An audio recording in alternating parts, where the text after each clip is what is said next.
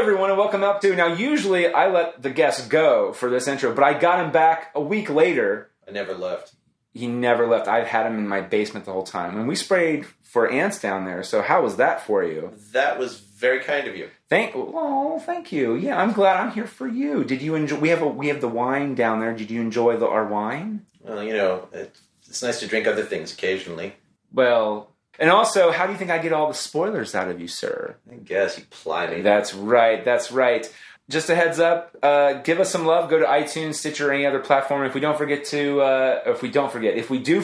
plug it on the show, because we are very busy people, and also we are blind sometimes, but we aren't blind to email. So email us at goodbadgeek@gmail.com and say, hey, Nick, we left a review. We would love to hear you talk about us on the show.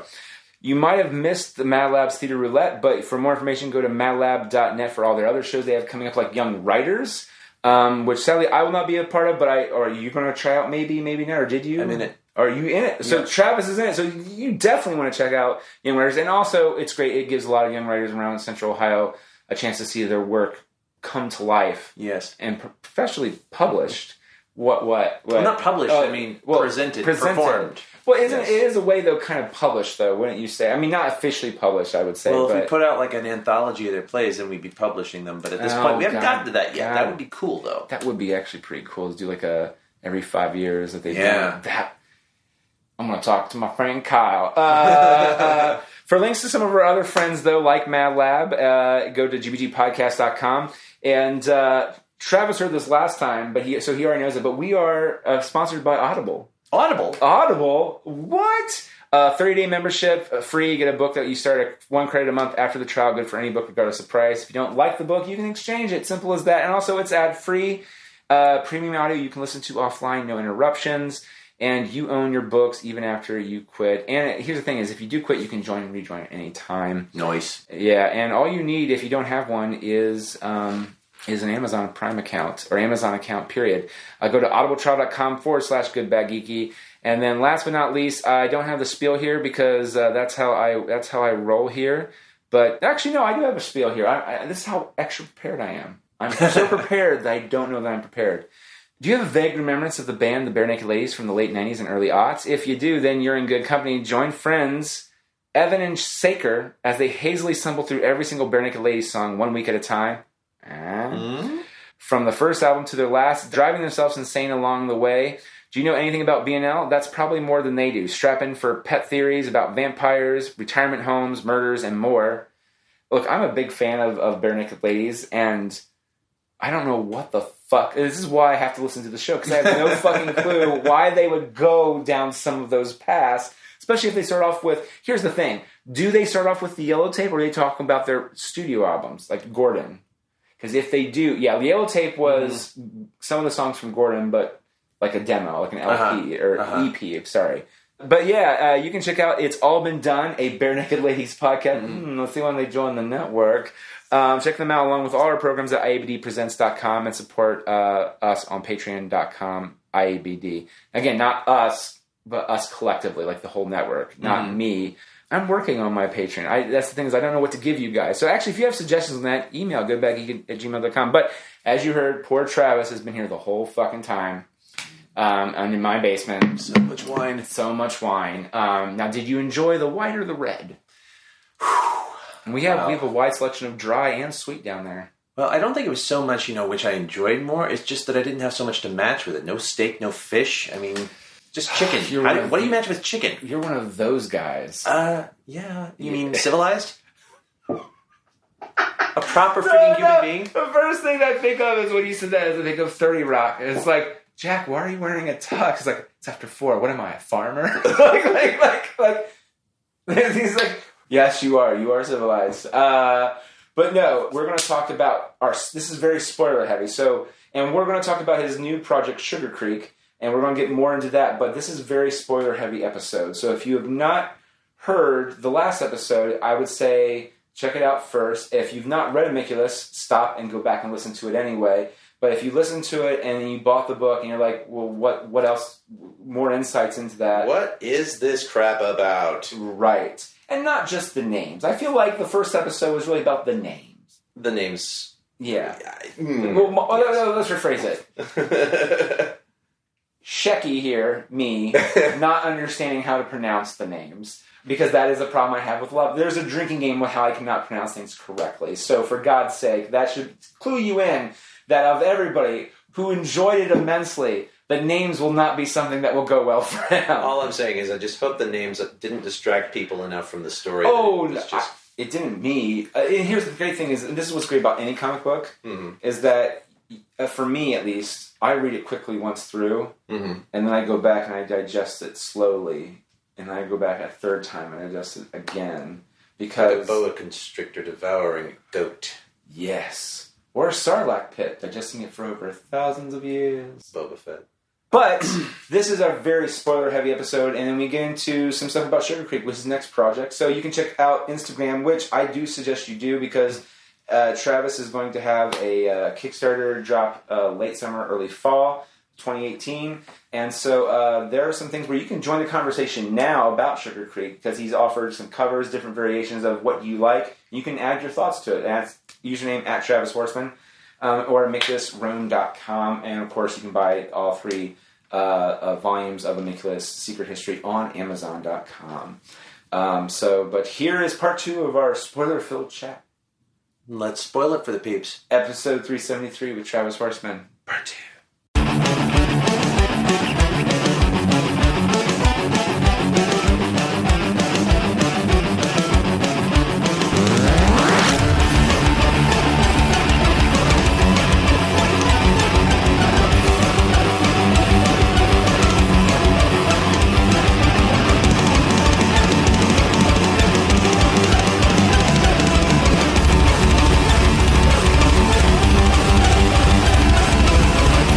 Amiculus is not just one person, but the brains is.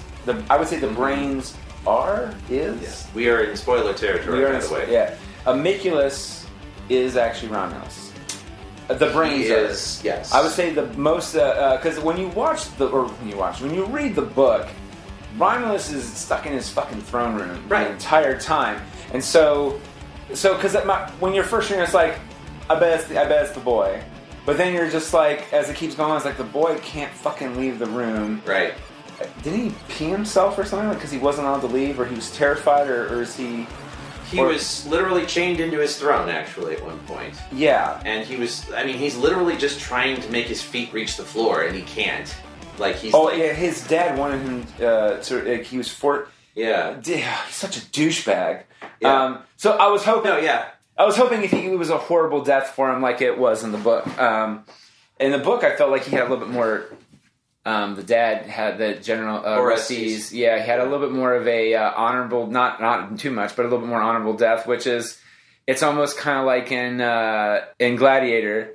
I'm trying to go for, what I know, and also a lot of other people might know, is that like when they arrest the one character, like they just come up to him, and you just see them led away. And I don't remember you actually showing him getting killed per se. Right.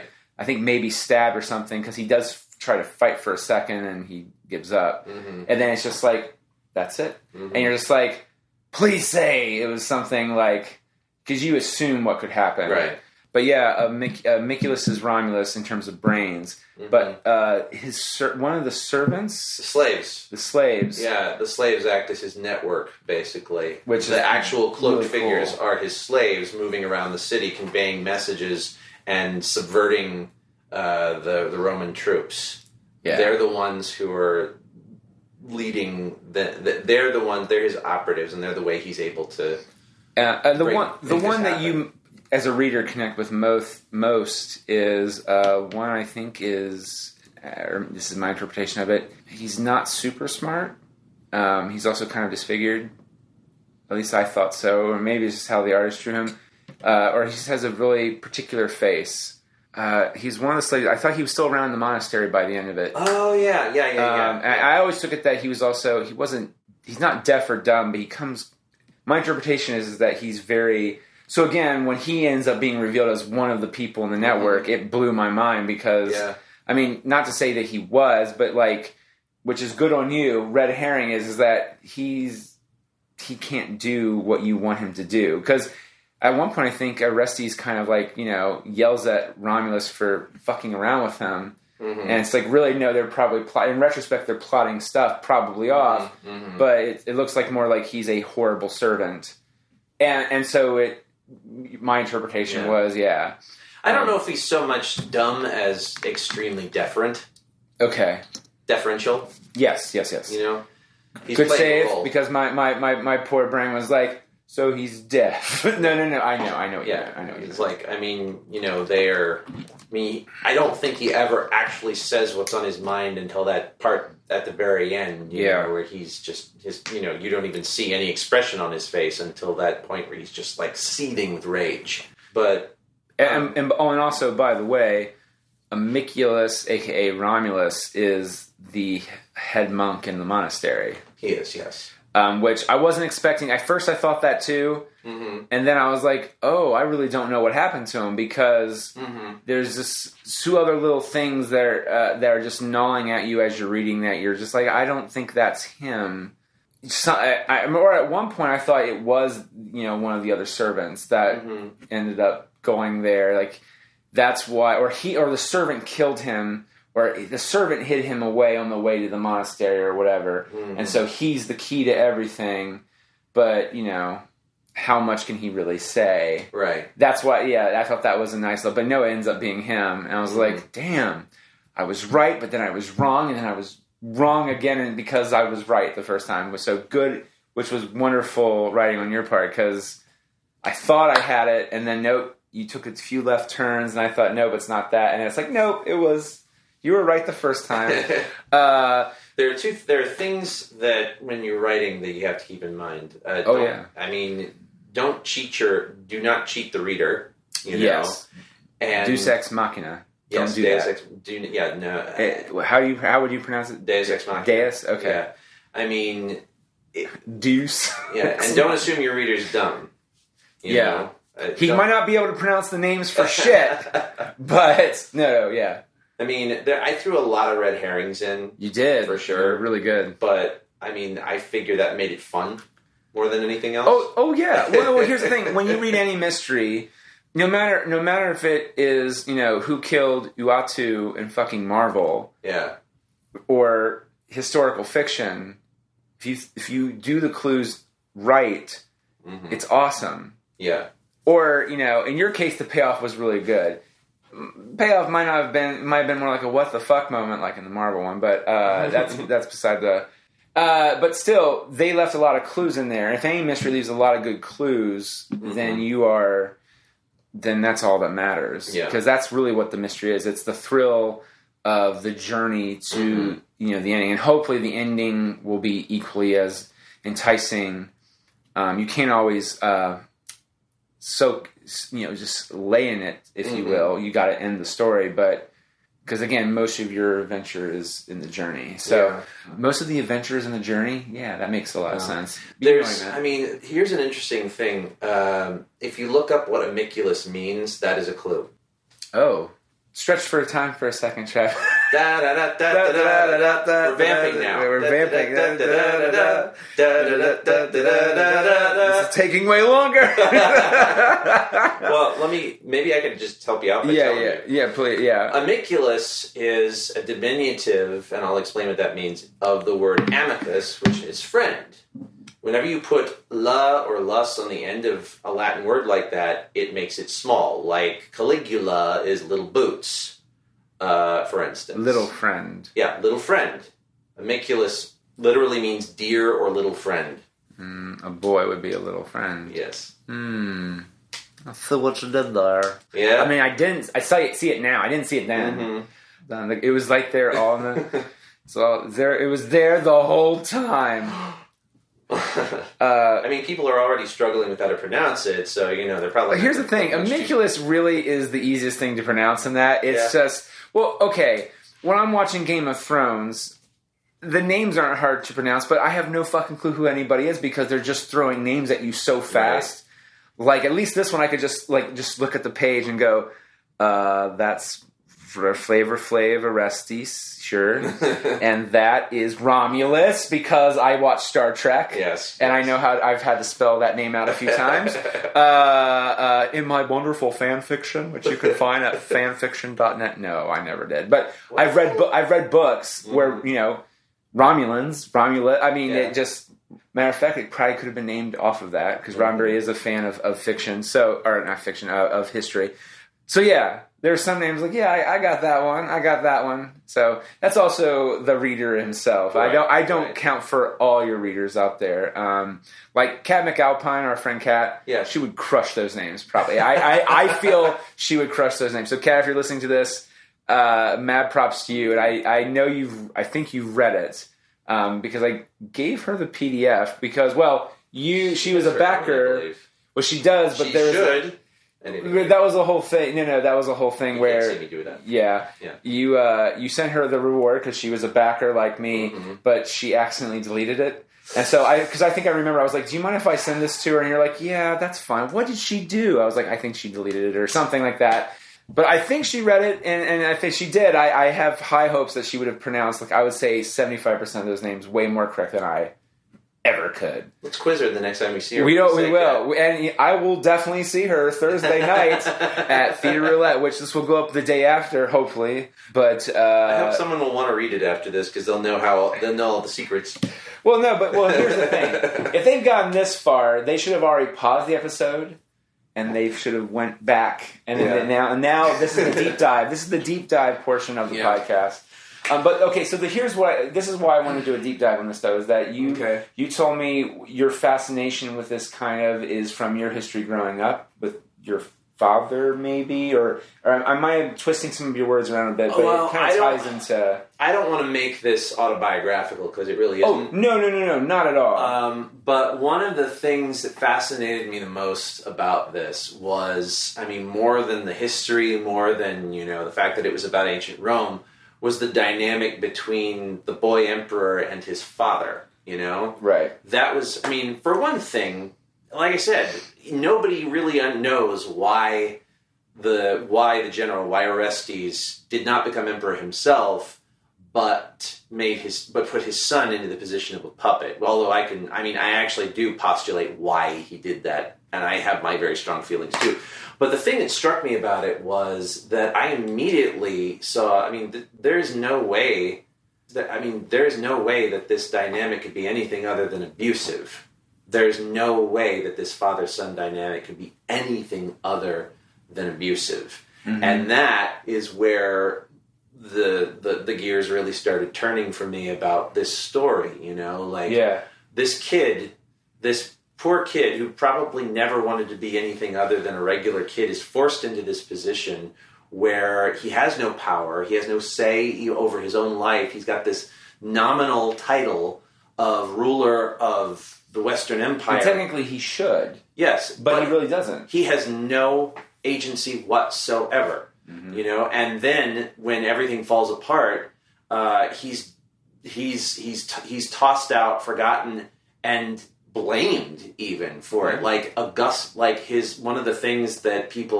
One of the things that the contemporaries called him was, they called him, instead of Romulus Augustus, he was called Mammalus Augustulus, which means the disgraceful little emperor in Greek and Latin. But it's just he doesn't get any voice of his own, and to a certain degree it's this should be his story, not just about him but by him.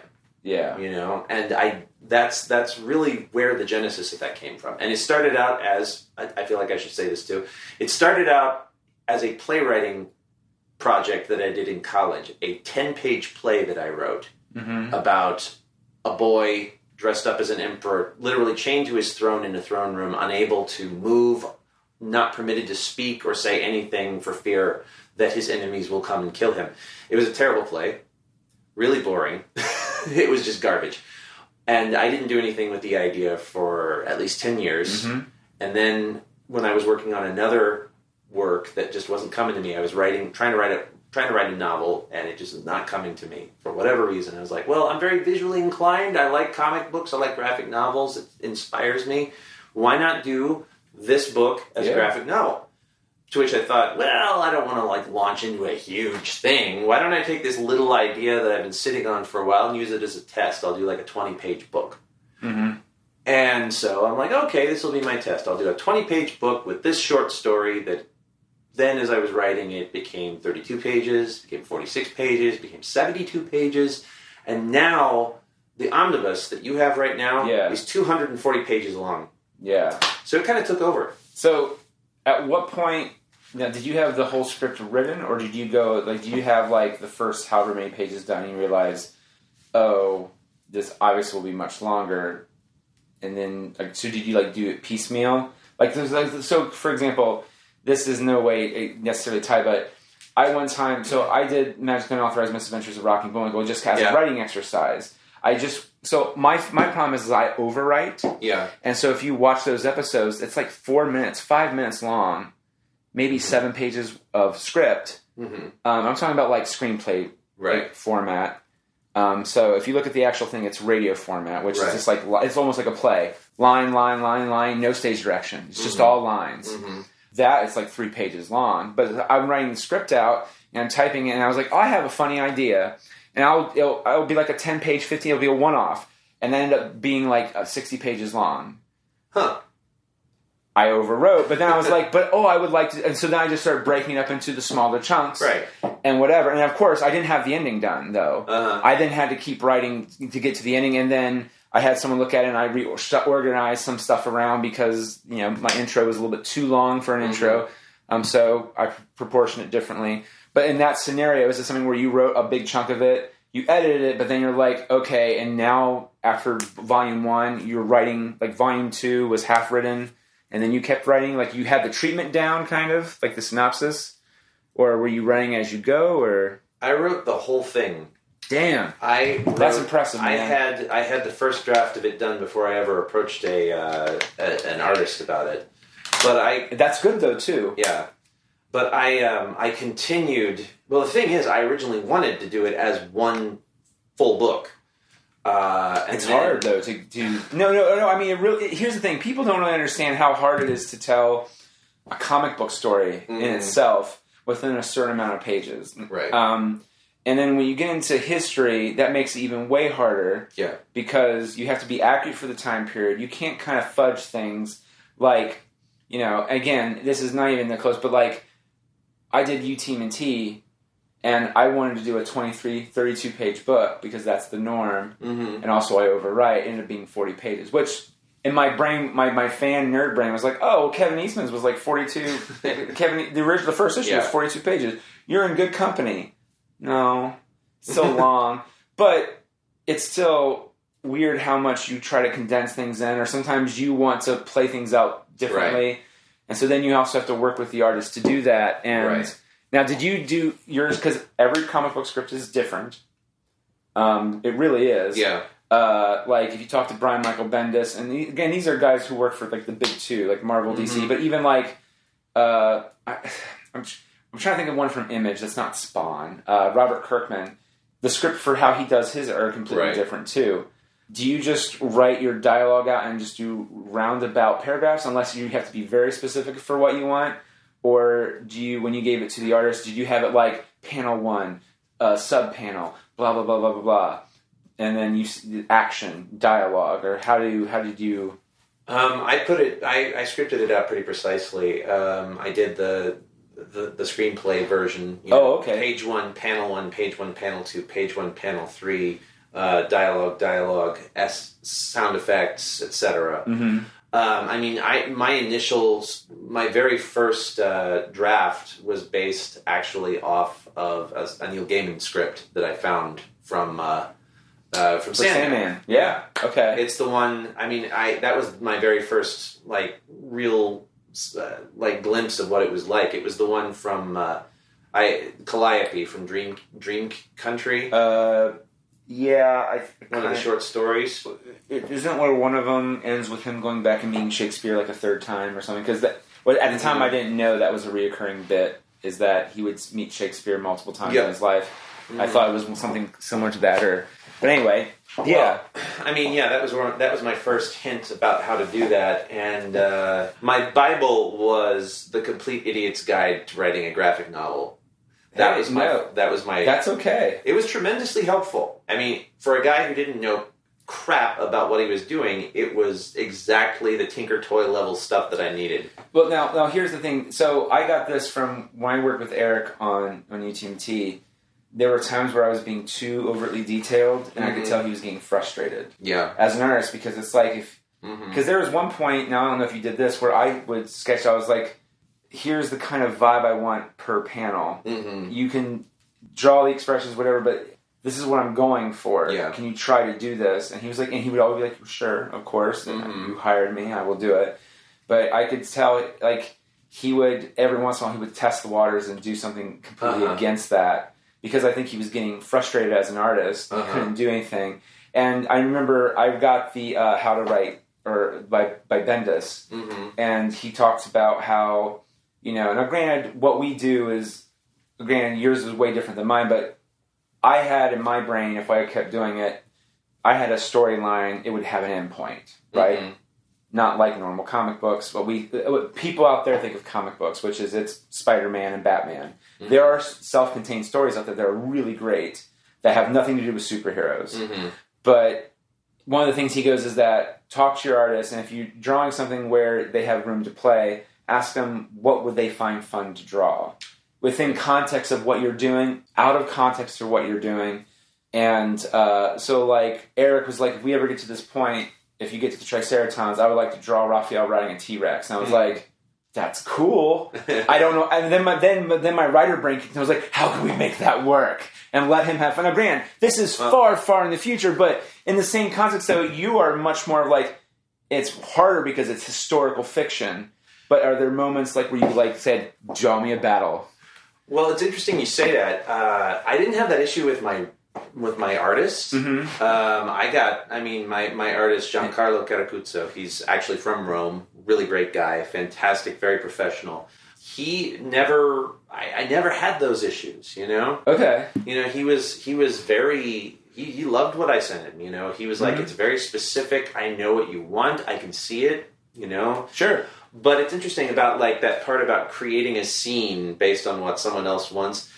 That didn't happen with my artist, but in the Kickstarter, one of the things that I did was, and this happens with, I'm sure other comic artists do it too, where it's like, hey, if you pledge at a certain level, you can be drawn into the story as a character. Oh, yeah. And we tried that on ours, and I knew it was a higher thing, and I didn't know if someone would do it because people really just wanted the book. Yeah. And so that's where I put all my focus on. I think it was like $300. Again, an ungodly amount will get you an appearance in the book. And if not, Eric drew me and him in it. Right. And that's okay. And so that's what I'm saying. But yeah. Well, there was a woman, one of our backers, who was like, well, could you draw my cat into the book? And I was like, okay. And, that's awesome. I was like, how do I don't remember the cat though? There's a scene. The scene at the end of Volume 2. Okay. Where I'm really trying. See, this is the thing. I haven't read it in a while, so now I feel really bad. There are all those dead people lying all over the ground, and there's this cat wandering through. Oh, yeah. That's I created that scene to include that in the book. That's rad. That was not in the original. That's rad as fuck. But it's a very moody scene though too. Yeah, it's very cinematic. It was a scene that's meant. If I can describe this, it's a scene, and it wasn't just gratuitous either. I at least I hope it wasn't. I created it to speak to Amiculus's character because there are all these people who have just been murdered, lying on the ground, murdered by Orestes, and this cat is like winding its way through all of the bodies lying on the ground, and it's reaching over. It's like there's like blood, and it's like. Cats being carnivores is the cat's reaching over to take a gnaw off of a corpse, and then all of a sudden it looks up and there's Amiculus just standing there. He hadn't been there before. He was able to get there quietly enough that the cat didn't even know he was there until the last second. Yeah. Kind of to speak to, this is what they're dealing with, Yeah. So it added to the mood. I'd like to think it enhanced Amiculus's legend and his character, and it was able to include this. I mean, it wasn't a gratuitous scene. It wasn't just put in there as a vanity it wasn't. thing. I'd like to think it supported the story ultimately. It was very cinematic though too, which was here's the thing. That's the thing too is that for me, comic books is also a way to tell a story. Like I would love to tell this one story like as a filmed or animation or something, but I don't know if I will ever do that. Mm-hmm. I could do it as a comic book. Yeah, and so you can still be cinematic with a comic book within reason. There are sometimes limitations, and we can argue and discuss them. Again, this is the thing, is that I'm a lover of both, of the non-superhero and the superhero ones. But like Watchmen, I was fine with the ending of Watchmen without using the squid. I know a lot of people lost their fucking minds over it. Yeah. The program that they used to use Dr. Manhattan is called Project Squid. Yeah. And that to me was okay. Yeah. I mean, I also liked most of the ending with how they did with Rorschach and Night Owl, except for the whole that was a little bit too much. And also, I don't like the fact that Dr. Manhattan doesn't talk to Ozymandias and just was like, "Hey," or no, Ozymandias is like, "I did the right thing, right? You'll find out," and just fades off. Because that to me was very fitting of his character, which is like he would really thought he was doing the right thing, and then he has that ping of, "Did I?" Because I am a hero. Did I do the right thing? Ugh. And the movie didn't show that, and that was my only thing I did not like. In the know, I didn't like that. But comic book fans are very particular about. But Watchmen was a very visual book, and I think it turned out for the most part very, very well. So that to me is a good example of it's a very cinematic scene onto the page. Yeah, because technically every panel is a camera angle. And matter of fact, that's one of the things that Bendis is like. Don't shy from talking at like it's a movie, because everybody knows a movie. Right. And comic book artists or illustrators, whatever their genre is more based in, they might be dabbling in a comic book for you as the artist. They know enough about like where to place a camera within a panel that if you say was it a splash page establishing shot, they get it, and that's beautiful. But I love comic books. There's one that someone got me to read. I want to read called Snot Girl. It's by Brian O'Malley. Yeah. It's not. Apparently, when she cries, it looks like snot, and so she doesn't like. She's one of those Instagrammers or something like that. But she doesn't go outside into the world. It's all like green screen that she has because she's afraid. Because if she goes out, she might get emotional, and then they will make fun of her and whatever. Yeah. That's what someone pitched it to me, and I haven't read it because I kind of like Scott Pilgrim versus the World. Yeah. It's complete opposite of it. There's no video game references, and if there are, it's not like where it's like Scott Pilgrim is in a video game, nothing like that. Right. But, so I do love other stuff outside of. I talk about superheroes a lot in GBG and in real life, but just the art of writing a comic book in itself is huge. Yeah, I definitely employed a lot of screenplay elements. I referred to everything as a shot, and I used a lot of those medium close-up establishing shot. I mean, part of it is, let's face it. I mean, I have ambitions for this thing. I would love to see it as a movie one day. Oh yeah, I would pay money to see that movie in the theater someday. So, and you too can, if you can buy the books, separate volumes, right, on Amazon, maybe. Yes, they are available on Amazon. Amiculus: A Secret History, volumes 1 through 3. I mean, they're available through a link on my website, which is amiculusrome.com. Is that what we're doing? Are we plugging? Should I be plugging? I don't know. Please do. hey, we've not plugged. We plugged in the intro, but we haven't plugged since then. So now's a good time to plug. Okay, it's always good to get a plug in every so often. Exactly. Well, I mean, we've been talking about the book for so long. Right. We should probably plug it again. Does it have a Facebook page, or is everything on the website? It does have a Facebook page. It's again, that's Amiculus: A Secret History, and I'm thinking I may actually need to change that designation because what I'm writing right now isn't just about Amiculus anymore. I've started a new project. I wanted to kind of talk to you about that because it's a horror comic. It is a horror comic, yeah. But it looks like it takes place in like New England. Nope. Where does it take place at? Because in Ohio. What? Yeah. Okay. Tell me more. Tell you more? Yeah, well, you showed up what looks like one of the covers. I hope nobody nodded off when I said Ohio. No. But Fuck you if you did, god damn it. We're a motherfucking swing state. We're important. I mean, we didn't swing We're the swingingest state. We didn't swing correctly this last go-around, but there's hope for tomorrow. And yeah, we are, Columbus at least, is the swingiest part of the state. In a good way. Sorry. I just realized after I said that. There's a bad way? Trump. We've already established that this is not. We've already established that this is a very adult program. That is true. And if you're listening to this point, and you should know that if you probably didn't vote for Trump anyway. If you're listening to this, at least I hope not. And if you are, it's okay. So this is actually a story that a friend of mine and I, who was also one of the graphic designers for Amiculus, he's a filmmaker. We came up with a concept for this book. It's called Sugar Creek. Okay. And it's set in, I refer to it kind of as my Ohio project. It's set in Ohio. It deals with Ohio history. Everyone involved in it is from Ohio as opposed to, like Rome in this case, or someplace else in the world.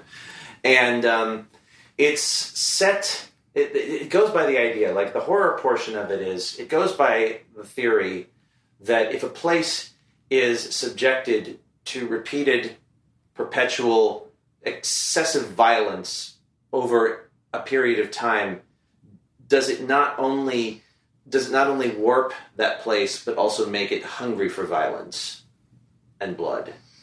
Now, are you talking on a supernatural level? I am talking on a very supernatural level, yes. And the idea is that this place, this Sugar Creek, it's set in this fictional town of Sugar Creek, which is set in western Ohio, close to the Indiana border. And is it near Erie, Indiana? Nowhere near. I'm sorry. It was a bad 90s reference. I had to make it. Which is weird because Erie doesn't come anywhere close to Indiana. Their lake is Lake Michigan, if they get into it at all. Yeah. But, sorry. Yeah. No, it's this town that's just about to celebrate its 200th anniversary. It's a tiny little village that is sitting on top of one of these places. A place that over not just years, not just decades, not just centuries, but millennia has been subjected to just an unspeakable amount of violence. It almost sort of draws it in like a black hole after a certain while. So then the question is, when does the supernatural element start kicking in versus... Yes. Like, at least I would be fascinated by that. I'm not sure if that's where you're going to go with it eventually. You know what I mean? Because like if there's every 5 years some horrible massacre happens, at what point is the massacre spawn the supernatural element to start feeding off the negative energy there, and thus perpetuating it further versus just no, those were just 15 unlucky years, and then it was fine after that. You know what I mean? Like, at what point, where is it supernaturally motivated versus a genuine accident kind of thing, I guess, is really the... at least that would be my fascination with it. But I haven't read any of it. I don't know you're telling me some of the framing of it, but I don't... You know what I mean? Right. So, if you follow you on Instagram, right? What's their Instagram handle? Is it a private account? I should probably get a professional one, but it's just Travis Horseman. Okay. It's just my own personal one. I should probably separate all of that out into another one. But you've posted stuff from Amiculus on there. Yes, and you occasionally still post Amiculus stuff on there, but mostly you've been posting your update on the cover and some other artwork. Like the one with the trees is like the most recent one was really good, which is one was I think colored normally, like if you would just a normal cover, not too creepy. And then the other one it was just too dark, and the other one was like, oh god. It looks like the haunted forest from Snow White and the Seven Dwarfs. Like, the one moment where it was really kind of scary. Yeah. Where beautiful lighting, red lighting too, if I remember correctly. There's a red cover and a black cover. There's is that how you people seem to like? I mean, I had them colored different ways to accentuate different parts. I mean, it's interesting because it seems people are sort of split on which one they like best. Interesting. I really was drawn to the red one because it accented the trees more, and it looked like terrifying. Alarming. It looked alarming. And it looked like they were going into the mouth of a beast. Yeah. Which was the trees. That's the and the black one, it didn't really. It just looked like they're walking into darkness, which is creepy in itself to me. Mm-hmm. But I mean, you can kind of see the trees. But again, that's that. But here's the thing. That's me, and I beat to my own drum too. Right. So, but no, it looks really good. You've also posted, I think, like one or two like panels or something. I think too.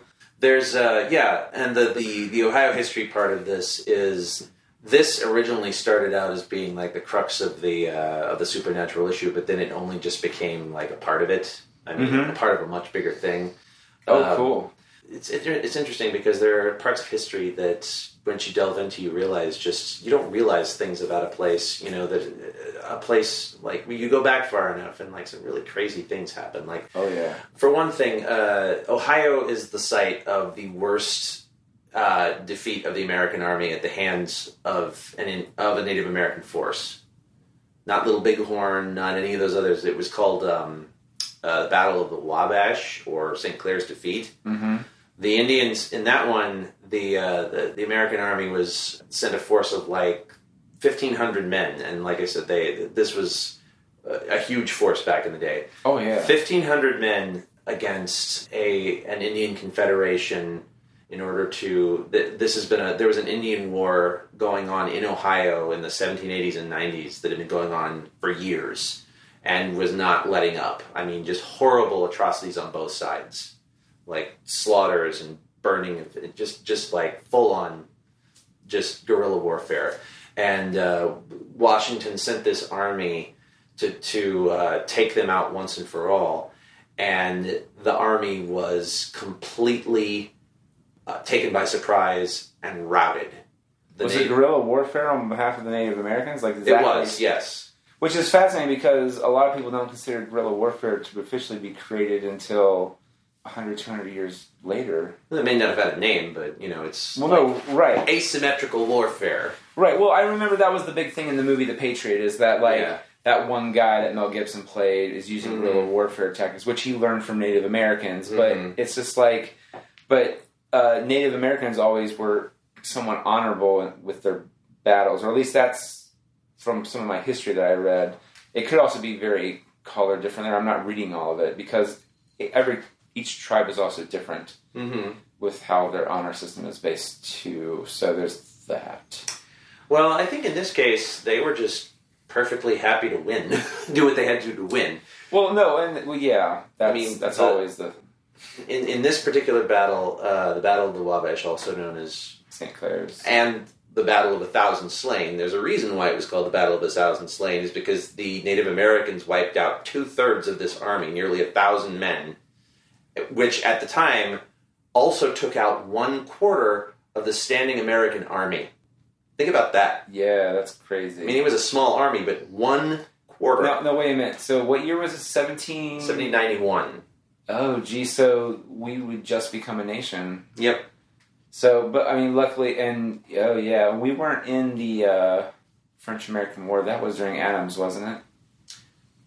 You mean the Napoleonic Wars? Was it the Napoleonic Wars? I thought there was something called the French-Indian War. Yeah, that was... Or French-American War, which was... The French and Indian War was well before... Oh, was it? Yeah, that was before the Revolution. Okay. That's cool. No. You are reading this stuff way more than I am, sir, for your research, so I am going But the interesting thing is that Ohio... Actually, when I read up on this, like, Ohio's been a battleground for at least 300 years, if not longer, even before that. Yeah, I mean, the natives, like the mound-building Indians in Ohio, they believed that they were actually, when the Iroquois came through, they believed that they wiped them out in order to create hunting grounds, basically. I mean, this was part of a thing called the Beaver Wars. Be careful. But there was wars between the Huron and the Iroquois, and the Iroquois won, and they ended up exterminating vast numbers of indigenous people and driving them out. See, you mentioned it, and now I just want to make a joke about it. Well, you can't. I was going to let it go, and now I was like, a lesser man would not make a joke. but I am not that man. That poor flat-tailed animal. Vaginas! Woo! Vagina wars! Yeah, sorry. The Avengers of Vagina War. Oh, Jesus. I'm sorry, that was bad. Well, again, that's why No, don't they talk about that in that show, Frontier or whatever? It's like the Beaver Wars or something? I don't know. With the guy who... it's on Netflix. It's the dude who plays Aquaman. He was in Game of Thrones. Oh, Draco. Jason Momoa. Jason Momoa, Yeah. I thought that... It was something... I thought it was take place around that time period where it's about... I thought it was about that. I could very much be wrong. Here's the thing. I haven't seen it. I just saw trailers for it. People said it was okay. So, no, well, I'm saying I love historical fiction. It's really... I love it. Well, that's the thing about the Indians, too, is that they... And granted, they wanted to win. Well, they needed to win, too, because it's the... We're jerks, and we did. We took them off their land. We changed their complete... How they lived their lives. So... Sorry, I don't know. I really have nowhere to go with that except for that's depressing. So yeah, of course, their motivation is to just win. So anyway, I mean, sorry, that's okay. There's this in this town called Sugar Creek. There's this legend that 20 years before the town was founded, a cadre of Indians were chasing these American soldiers, and they engaged with them at the headwaters of this creek, and they quite literally ripped each other apart, and their bodies were never found. And this is the big thing. This is the big legend that surrounds this place that makes everyone afraid of this particular place, you know? And but that's only the tip of the iceberg. That's the thing. All right, so now, from what you've said earlier, do you have all of this written? When did you write this one? Well, this is a shorter story to begin with. I actually managed to squeeze this one into just 32 pages. Oh. Yeah, this is... For now. No. It's very hard for me to write short stories, but I actually did succeed in squeezing this into just 32. Right now, I'm working with my new artist, who's a guy named Brent Bowman. He's a local Ohio artist here in Columbus. He's fantastic. And one of the things that attracted me to him is because he was already drawing a lot of stuff in this historical period. I mean, he's just really good. He also did a book with another really great writer, Dara Naragi, called... seems very familiar. Called Persia Blues. Yes! Yes. I've not read it, but I know the book. Yeah, it won a bunch of awards. Yeah. It's into 2 volumes, Persia Blues, and the third one, I don't know when it's coming out. You should check it out. NBM distributes it. Okay. Yeah, so this is going to be a short story, like a 1-issue floppy story. Well, not a floppy story, hopefully. I mean, I hope it doesn't flop, is what I'm saying, but, you know. Oh, no, yeah. It's an individual issue kind of thing that could be more... Yeah. So it could turn into... And I don't like this show, so it's a bad example, but it's an anthology series. Could be an anthology series, possibly. Would it maybe tie in kind of like Amiculus, where there's a present thing investigating what's going on, and then the rest of it that's the anthology portion, or maybe not? Well, I could see it becoming part of an anthology with other unrelated stories, but I think this would be just a one-off story. Okay, well, Although, it started out, I mean, it's interesting to note that it did start out as a script for a short film.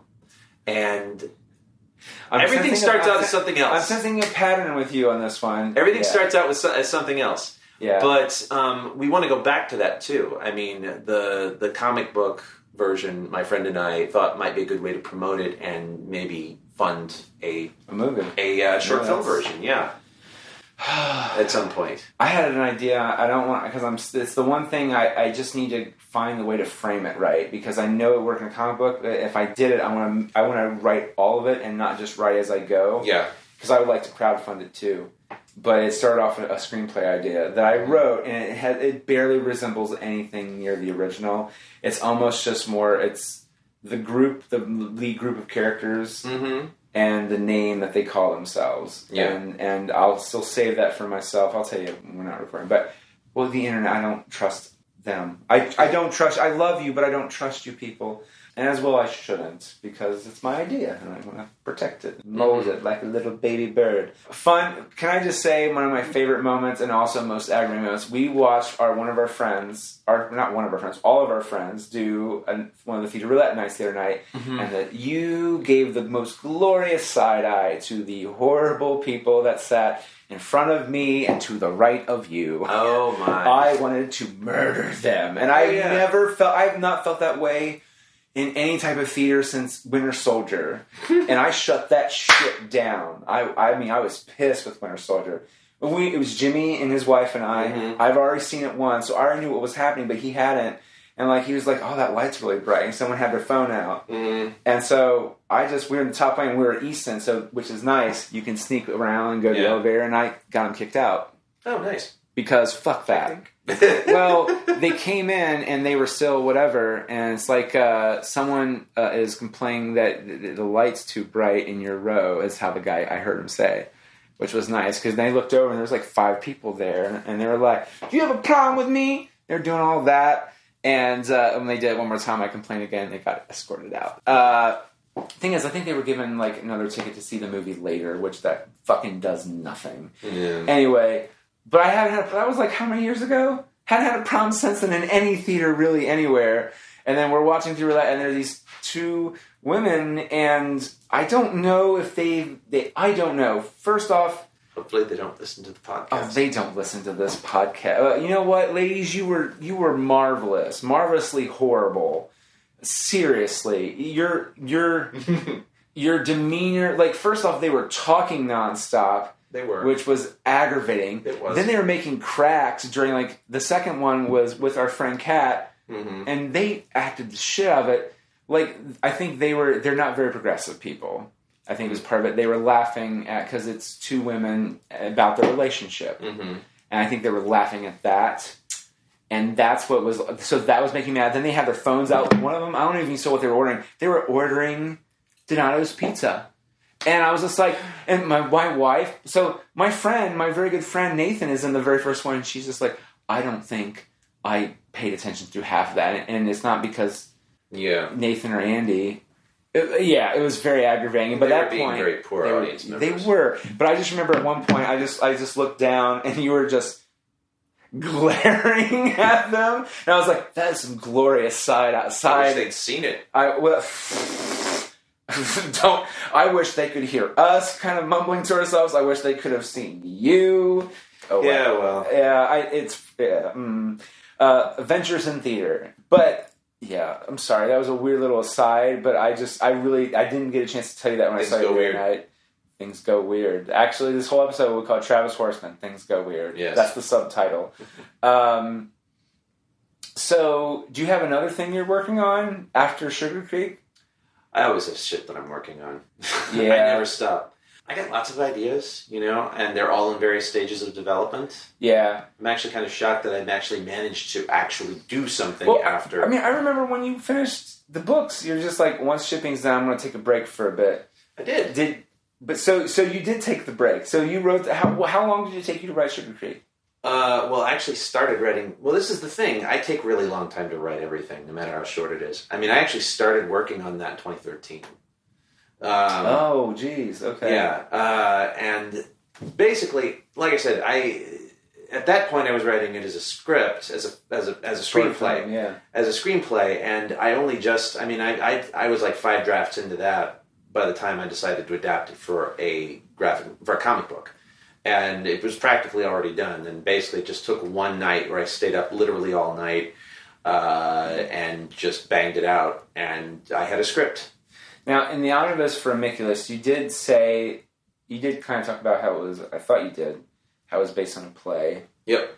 And in the appendices, I think. Yes. But you didn't post it.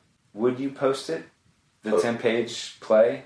I mean, look, and here's the thing. I get it. It's nowhere near being whatever, but what do you even think about retouching it up as a standalone and then going, look, this is nothing near what it is. I tried to make it better than it was in context of years later of insight, but this is what spawned Amiculus. Kind of as like a little one-off out there. So like if you do the book a second time for everybody and not just backers. Mm-hmm. It's something extra that I don't have that I would be like, I want to buy that one again too. You mean the 10-page play? Yeah. I don't think anyone would want to buy the 10-page play. I think the 10-page play. Well, I think they'd want to buy the rest of the story, of course, as well.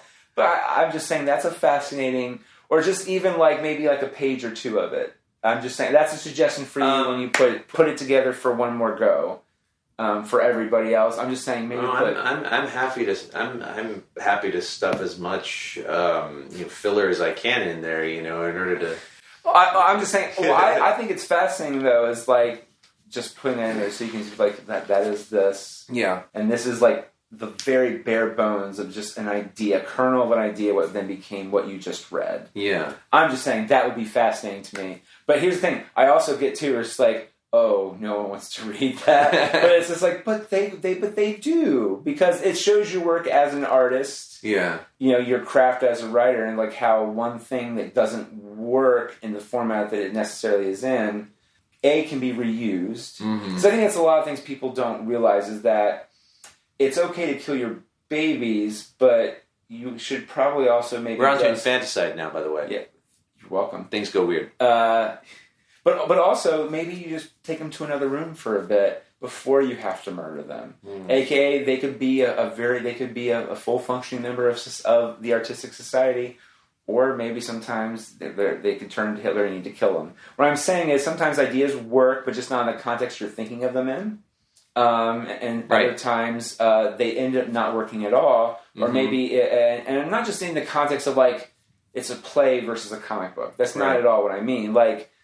That one scene doesn't, like, is Amiculus even in the short play? No. Well, that's exactly. That one little bit of scene is what happens with Romulus and there. I'm not sure where, actually, I decided, okay, I need to make this transition I don't even where the character actually I can't remember the exact point where that character just like, came into that, where it's like, I just knew... that I needed someone on the outside to do all of this that wasn't him, Well, right, but the thing that's great is that with that 10-page play, you didn't just completely discard the idea. Some of that's in Amiculus, and it's kind of terrifying. I mean, it's a wonderful part, one of the many little scenes that make up the greater narrative. And so that's a good example of you don't always want to kill your darlings in the way that you think. Right. Which is you killed the darling as in the format that it was in the context it was in as a short play. Right. But then you also still saved it and moved it to something else and made it work and made it better and it fit within the narrative. Yeah. And so that's the great thing. So the same thing with there could be something that you thought about putting in the book of Sugar Creek that you could use that maybe you're like, I cut it out. But you can use it into something else, which then goes, and you know what I mean? It's a never-ending beast. You don't always have to, that doesn't work, and then you just discard it and never think of it again. Well, I mean, the interesting thing is, like I said, the initial concept for Sugar Creek was something very small. It was something that my friend Will Graver, he said, I want to do a film that starts, it's just, I've got this image of these two... police officers, they're driving down this really long lane, like this road, having a conversation. They're heading towards something that they may or may not know what they're getting into. And there's something at the end of this lane that is some big, humongous thing that's going to happen that is completely different from anything that they've ever expected and they're not ready for. And then when they get there, it's going to... it was that simple, Yeah. And and I was like, and I sort of took that and I sort of like keyed into like, what could that be? How can I bring in some of the things? And I just. But as you don't have to go into because obviously this would be spoiled. But did he have an idea? Have some ideas that he gave you with what it could have been? He did. I think we both thought that it was going to be like some kind of crisis, some thriller. Kind of thing. The idea came because it came from his parents' property. To get to his parents' property, you have to go down this really, really long road with a creek running along it. You know. Okay. So it's good for if you shoot it, you already have your property. Precisely. So, yeah. Well, especially if you're low budget. You know, we're not a studio picture. Yeah. You have to think of what you have, how you can use it, the people available for you, not just acting, but also behind the camera, and which includes properties. So that's a valid. And it was an idea. It was something that he just had this very strong image about this, that he wanted to shoot something using that, but he hadn't really put the whole thing together. And we both really wanted to work on something together. I met him, actually, I was an actor in a film that he did, a zombie film, actually. What? Yeah. I've never heard this. I've never heard you talk about this.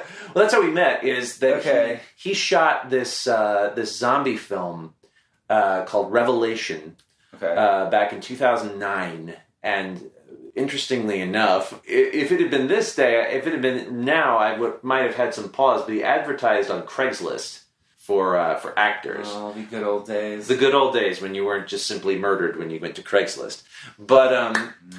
you know, I ended up working with a bunch of actors that I already knew, and we shot it on site. We shot it on the campus at Wright State, and it was a 24-page script that we shot in 48 hours. We shot it in 2 days, the whole thing, and I think I was immensely impressed by his level of show running and his ability to his organization and everything. He had it down, you know. And I like to point out, Travis is a wonderful actor, but I mean, you did this for a living for a bit, didn't you? I did, yeah.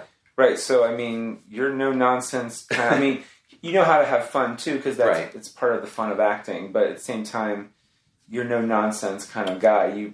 You would like the same kind of level that you would give into a project.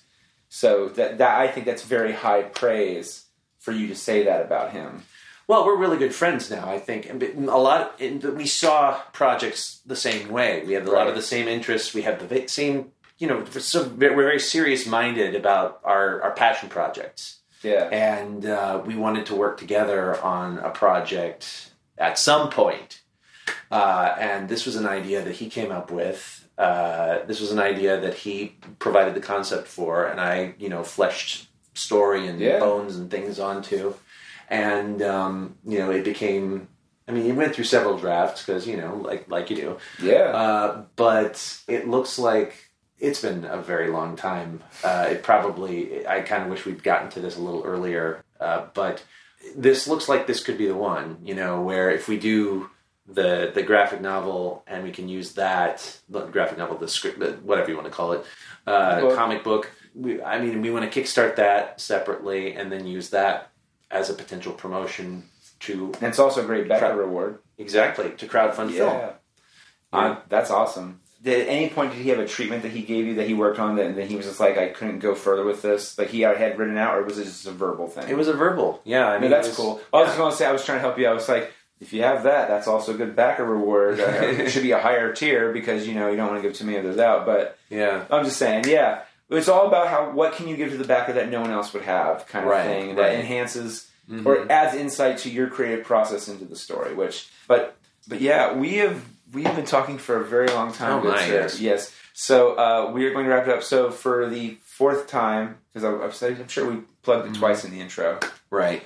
Where can we go? It's amiculusrome.com. Yes, Amiculus: A Secret History can be found. You can link to it through amiculusrome.com, which is my website. It's on Amazon, all 3 volumes.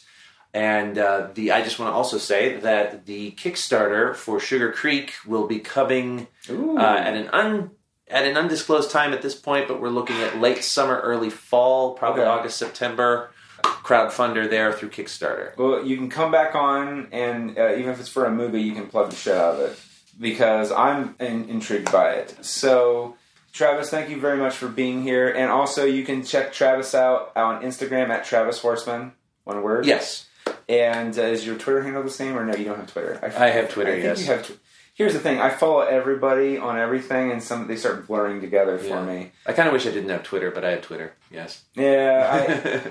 Sometimes though, that's how I say. I have a thing with the Washington Post, but I get other news through Twitter sometimes before I read it on the post. So it has its pros and cons. But yeah, so especially follow him on Instagram. Follow you on Instagram because you post artwork a lot and just different variations of things. And sometimes you offer, because I think one of them was like, what do you guys think about this one versus this one? Right. So you get to be a part of the process too, which is fun. And that's even before we even get to the Kickstarter, people. Now, are you guys going to stick with Kickstarter or are you guys going to do Indiegogo? Definitely Kickstarter. I prefer it. Here's the thing. If you're going to do a fan project, you go to Indiegogo. If you're not doing a fan project, you go to Kickstarter. Because I did Ultimate on Indiegogo because no one pays attention to Indie. I mean, you lovely fans out there paid enough attention to it that we got it through. But yeah, you can't do it on Kickstarter. Yeah, that's where real projects go. They go to Kickstarter. So pay attention. On this podcast, we'll have word on it. You can follow him on Twitter or Instagram, or go to amiculusrome.com. Travis, thank you very much, sir. Thank you. Yeah.